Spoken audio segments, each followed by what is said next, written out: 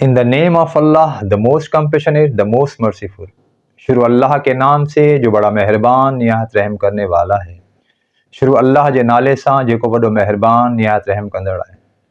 As you know that I mostly start my lectures with beautiful lines of a beautiful poet.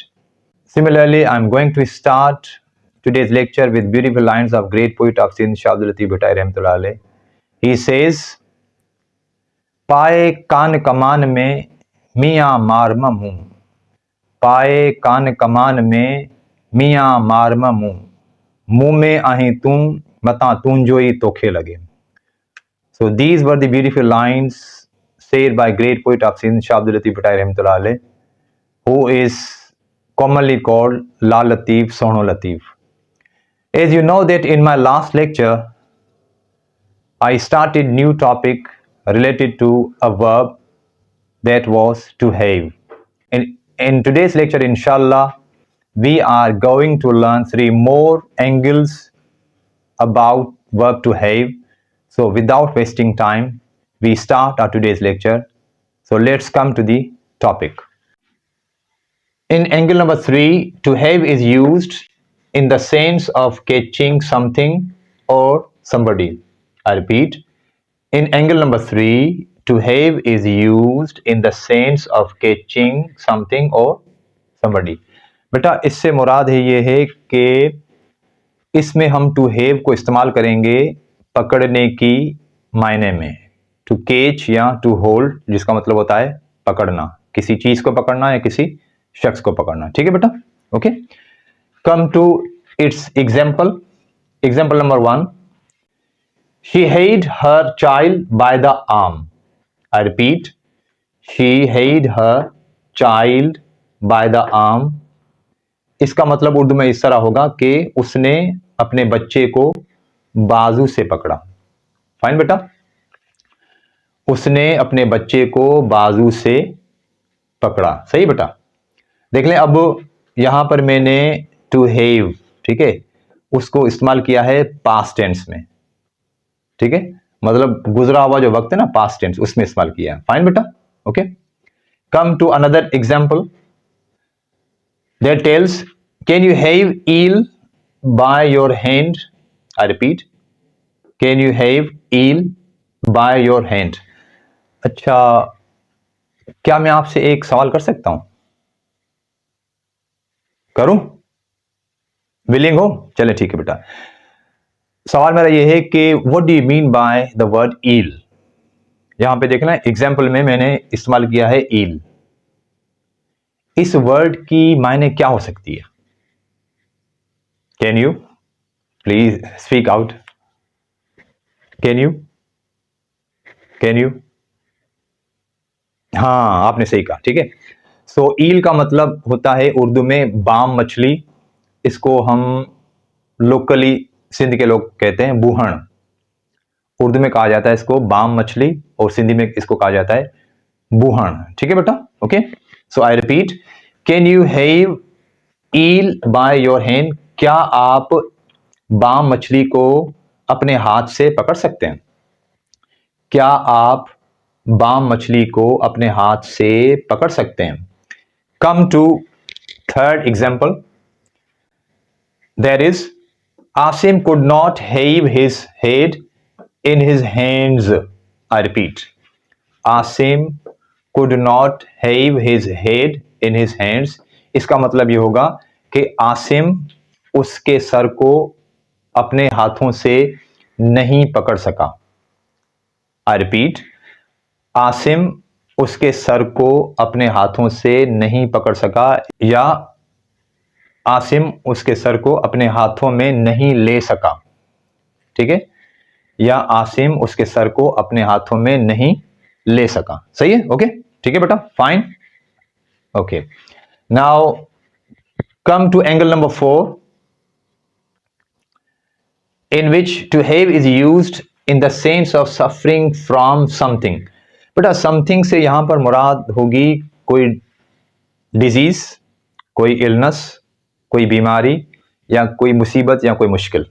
ठीक है, लेकिन ये mostly मतलब mostly ये जो मैंने रूल लिखा था ना, ये use in the sense of suffering from something. Something से मुराद मतलब ज्यादातर की मैं बात कर रहा हूं। ज्यादातर मतलब कोई भी बीमारी होगी ना, बीमारी से रिलेटेड, तो उससे रिलेटेड मतलब हम हैव को इस्तेमाल करते हैं। मजीद जो है ना, आपको जो एग्जाम्पल्स दी हुई हैं, ठीक है ना, एग्जाम्पल से आपको मालूम पड़ जाएगा कि मतलब यहां पर टू हैव सफरिंग फ्रॉम की जो मीनिंग में इस्तेमाल हुआ है, तो मतलब उसका ताल्लुक किस चीज से है। ठीक है, come to example. Example number 1 related to angle 4, I have a severe headache. I repeat, I have a severe headache। बेटा एक यहाँ पे एक बात देखो, यहाँ पे मैंने आर्टिकल अ का इस्तेमाल किया हुआ है। ठीक है, हालांकि अगर मतलब मैं वैसे वैसे इसकी अगर उर्दू करना चाहूं, वैसे मतलब वर्ड टू वर्ड की अगर मैं उर्दू करना चाहूं, वर्ड टू वर्ड, ठीक है, तो इसका मतलब होना चाहिए कि मुझे एक शदीद सर का दर्द है। मुझे एक शदीद सर का दर्द है। क्या आपको लगता है कि ये उर्दू सही है कि मुझे एक शदीद सर का दर्द है? ये थोड़ा अजीब नहीं लग रहा? ठीक है, तो मतलब इसकी जो असल उर्दू बननी चाहिए वो होगी कि मुझे शदीद सर में दर्द है। मुझे शदीद सर में दर्द है। ठीक है, और ये जो आर्टिकल अ का इस्तेमाल यहां पर हुआ है ना, इसका मतलब ये है कि सर का दर्द, इसको जनरल लिया गया है। ठीक है ना, जनरलाइज किया गया, इसको जनरल वे में लिया गया। अगर ये पर्टिकुलर कोई सर का दर्द होता है ना, मतलब किसी को आधे सर का दर्द होता है, किसी को पूरे सर का दर्द होता है, तो वहां पर जो ना, वहां पर हम मतलब आर्टिकल अ का इस्तेमाल ना करते। अब ये क्योंकि आम जो सर का दर्द होता है ना, ठीक है, आम जो उमूमन लोगों को होता है, तो इस वजह से आर्टिकल अ का भी यहां पर इस्तेमाल हुआ है। और एक बात और देख लें, रूल में क्या लिखा हुआ था कि to have is used in the sense of suffering from something. मतलब मैंने आपको कहा था कि समथिंग से मुराद यहां पर है कि कोई बीमारी। तो देख लें, यहां पर हल्की सी बीमारी है, सर का दर्द, हेडेक, सर का दर्द। ठीक है बेटा, I hope you have understood it in good way. Coming to another example, there is suddenly my aunt began to have attacks of chest pain. I repeat, suddenly my aunt began to have attacks of chest pain. अचानक मेरी चच्ची या मेरी खाला या मेरी फुप्पो को सीने में दर्द होना शुरू हो गया।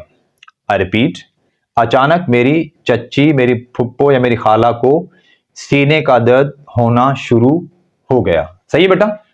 ठीक है, so now coming to third example of angle 4, that is does she have a stomach ache today. I repeat, does she have a stomach ache today. क्या आज उसको पेट का दर्द है, या क्या आज उसको पेट में दर्द है? क्या आज उसको पेट का दर्द है, या क्या आज उसको पेट में दर्द है? Depends on us. ठीक है, लेकिन ज्यादातर जो उर्दू इसकी अच्छी बनती है ना, वो ये होगी कि क्या आज उसको पेट में दर्द है। अच्छी जो उर्दू, ज्यादा अच्छी उर्दू जो बनेगी इसकी, वो ये होगी कि क्या आज उसको पेट में दर्द है। ठीक है बेटा, so that was angle number 4 wherein we learned 3 examples.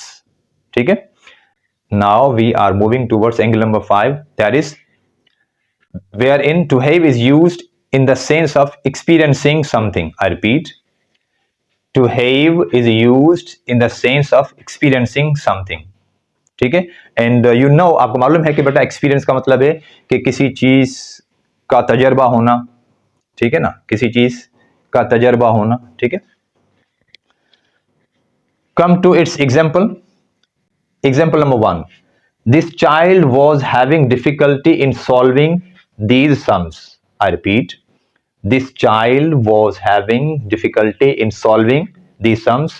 इस बच्चे को ये सवालात हल करने में मुश्किल पेश आ रही थी। इस बच्चे को ये सवालात हल करने में मुश्किल पेश आ रही थी। सही है बेटा? Okay fine. तो आप देखें कि मतलब उसको वो किस चीज का तजर्बा हुआ, यहां पर मुश्किल पेश आने का। यहां पे देखने लिखा हुआ है एक्सपीरियंसिंग, मतलब उसको तजर्बा हुआ किस चीज का, मुश्किल पेश आने का। सही है, फाइन बेटा। Come to another example, there is Heather attended some parties there. I repeat, Heather attended some parties there and had a good time. Heather ने वहां कुछ पार्टीज में शिरकत की और उनसे लुत्फ उठाया। हैदर ने वहाँ कुछ पार्टीज में शिरकत की और उनका लुत्फ उठाया। सही है बेटा? तो आपने देखा कि आज के लेक्चर में हमने 3 मजीद एंगल सीखे जिनका ताल्लुक था टू हैव वर्ब से। ठीक है बेटा?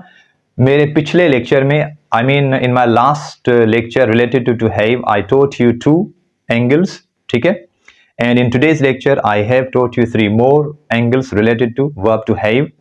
And very soon in my next video I'm going to teach you a few more angles of verb to have. ठीक है बेटा? मतलब इंशाल्लाह अगली जो हमारी वीडियो होगी उसमें मैं आपको मजीद टू हैव से रिलेटेड जो ना एंगल्स होंगे वो आपको सिखाऊंगा। So you know that I usually end my lecture with a beautiful dua which used to be said by Holy Prophet sallallahu alaihi wasallam. He would say, Rabbi zidni ilma, O my Lord, increase my knowledge. O मेरे अल्लाह मेरे इल्म में इजाफा कर। O मुझे रब मुझे इल्म में इजाफा कर। These are the final words for today's lecture. Inshallah, meeting you soon in next video. Until next video, Assalamu alaikum and bye bye.